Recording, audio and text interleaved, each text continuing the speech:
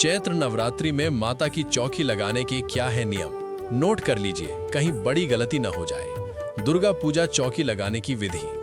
चैत्र नवरात्रि में माता की चौकी लगाते समय सही नियमों का पालन करना जरूरी है। जाने चौकी स्थापना की सही विधि और किन गलतियों से बचना चाहिए ताकि मां दुर्गा की कृपा बनी रहे। चैत्र नवरात्रि चौकी के क्या हैं सही नियम। नवरात्रि के दौरान माता रानी के भक्त माता दुर्गा के अलग अलग रूपों की पूजा करने के साथ ही व्रत रखते हैं। 9 दिनों तक चलने वाले इस शक्ति उपासना के पर्व में भक्त अपने घरों में माता रानी की चौकी स्थापित करते हैं। लेकिन क्या आप जानते हैं कि अगर चौकी स्थापना में दिशा या नियमों की चूक हो जाए तो पूजा का पूरा फल नहीं मिलता है। हिंदू शास्त्रों और वास्तु विज्ञान में मां दुर्गा की चौकी स्थापित करने के कुछ विशेष नियम बताए गए हैं। भक्तों, जानते हैं आपको माता रानी की चौकी लगाते समय किन बातों का ध्यान रखना होगा। भक्तों, अगर आपने अभी तक हमारा चैनल सनातनी डॉली स्टूडियो सब्सक्राइब नहीं किया है तो अभी सब्सक्राइब कर लें, क्योंकि हर प्रकार की धार्मिक जानकारी आपको हमारे चैनल पर समय से पहले मिलती रहेंगी। नवरात्रि में सही दिशा का चयन भी है सबसे जरूरी। ज्योतिष एवं वास्तुशास्त्र के अनुसार नवरात्रि में मां की चौकी लगाते समय दिशा का विशेष ध्यान रखना चाहिए। शास्त्रों और वास्तु के अनुसार चौकी को हमेशा ईशान कोण यानी उत्तर पूर्व दिशा में स्थापित करना शुभ माना जाता है।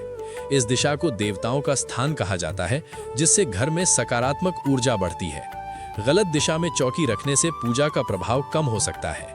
इन नवरात्रि में भक्तों को काले रंग की चीजों से परहेज रखना। बताया जाता है कि नवरात्रि की पूजा में काले रंग से परहेज करना चाहिए। पूजा के समय काले कपड़े पहनना या चौकी पर काला कपड़ा बिछाना अशुभ माना जाता है।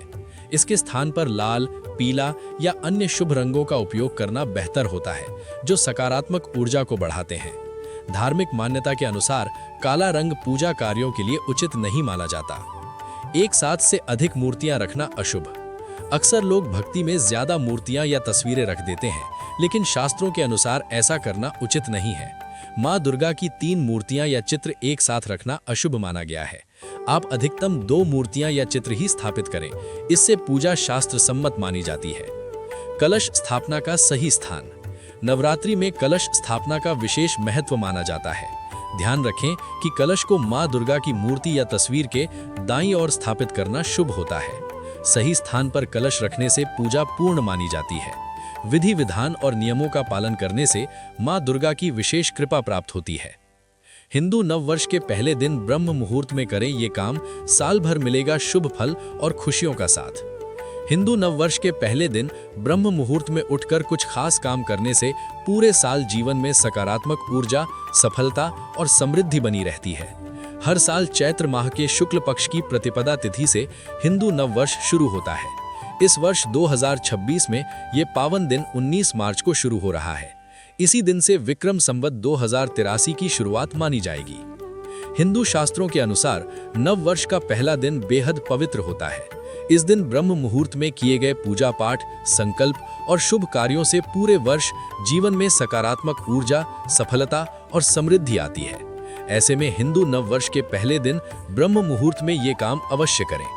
नव वर्ष के पहले दिन ब्रह्म मुहूर्त में क्या काम करें? ब्रह्म मुहूर्त में उठकर स्नान और पूजा करें। ज्योतिषियों के अनुसार हिंदू नव वर्ष के दिन सुबह जल्दी उठना बहुत शुभ माना जाता है। इस दिन ब्रह्म मुहूर्त में स्नान करना और स्वच्छ वस्त्र धारण करना चाहिए। इसके बाद घर के मंदिर में दीपक जलाकर भगवान की पूजा करें। विशेष रूप से इस दिन भगवान विष्णु, मां दुर्गा और भगवान गणेश की पूजा करने का महत्व बताया गया है। ऐसा करने से जीवन में सकारात्मक ऊर्जा आती है और पूरे साल भगवान की कृपा बनी रहती है।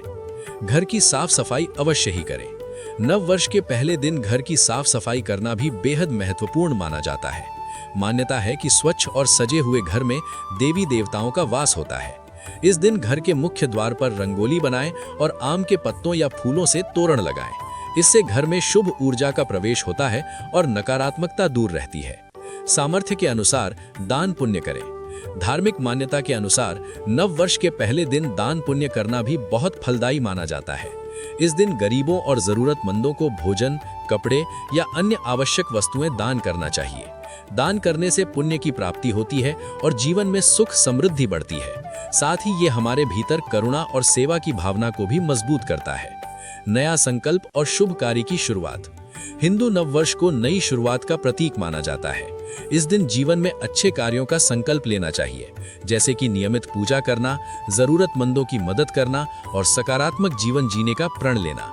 कई लोग इस दिन नया व्यवसाय, नई योजना या कोई महत्वपूर्ण कार्य शुरू करते हैं, क्योंकि इसे अत्यंत शुभ समय माना जाता है। भक्तों, अगर आपने अभी तक हमारा चैनल सनातनी डॉली स्टूडियो सब्सक्राइब नहीं किया है तो अभी सब्सक्राइब कर लें। मिलते हैं जल्द ही एक और जानकारी भरी वीडियो में। जय माता दी। माता रानी सबका कल्याण करे।